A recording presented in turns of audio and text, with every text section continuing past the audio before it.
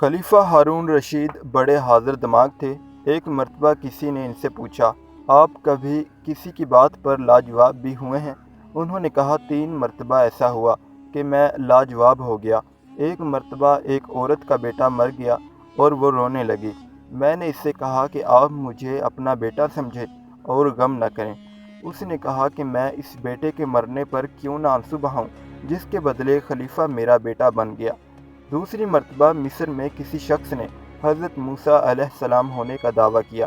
میں نے اسے بلوا کر کہا کہ حضرت موسیٰ علیہ السلام کے پاس تو اللہ تعالیٰ کے معجزات تھے، اگر تو موسیٰ ہے کوئی معجزہ دکھا۔ اس نے جواب دیا کہ موسیٰ نے تو اس وقت معجزہ دکھایا تھا جب فرعون نے خدائی کا دعویٰ کیا تھا، تو بھی یہ دعویٰ کر تو میں معجزہ دکھاؤں گا۔ تیسری مرتبہ لوگ ایک گورنر کی غفلت اور کاہلی کی شکایت لے کر آئے۔ میں نے کہا کہ وہ شخص تو بہت نیک، شریف اور ایماندار ہے۔ انہوں نے جواب دیا کہ پھر اپنی جگہ اسے خلیفہ بنا دے تاکہ اس کا فائدہ سب کو پہنچے۔